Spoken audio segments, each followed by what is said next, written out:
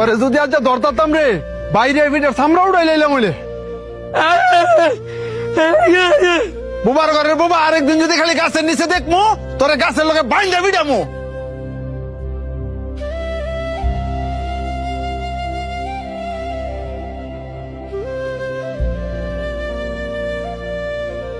হ্যাঁ বাবা সরমতে তোর না করছি এই ময়লা কাগুলি আমার সামনে না আইতি তোর শরীরের গন্ধ যে আমার সহ্য হয় না এটা কি তুই বুঝস না? হ্যাঁ কথায় কাজ হইতো না হ্যাঁ একদিন পিসপুরা বান দিয়া ঠিক মতন ফিরাইতে হইব তাইলে আর আঙ্গ লাগাইতো না। বাহ খুব সুন্দর কথা কইছস।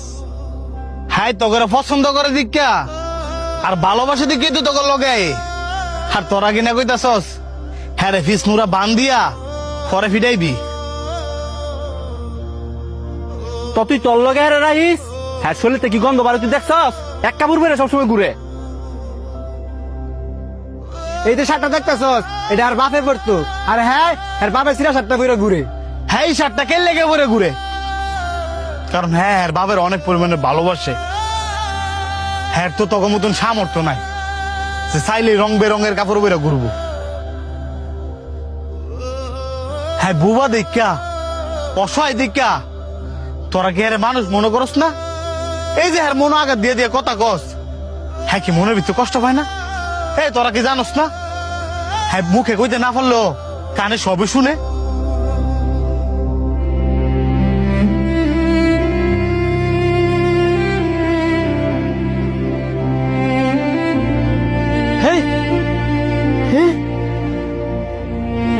সর বুবা আমার কাজ আমারে করতাম দে।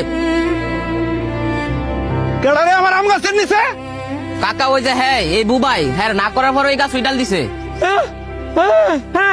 বুবা তোরে আজকে আমি খাইছি।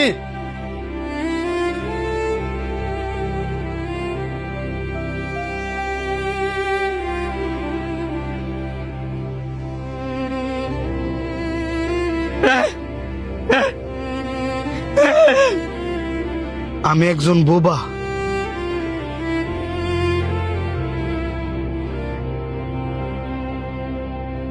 আমি চাইলেও কারোর সাথে কথা বলতে পারিনি।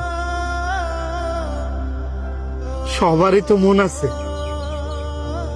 আমারও মন আছে। তার মানে এই নয় আমি বুবা দেখা আমার মনটাও বুবা। এই যে আমার মানুষ মারে বহে আমার মনে কত কষ্ট।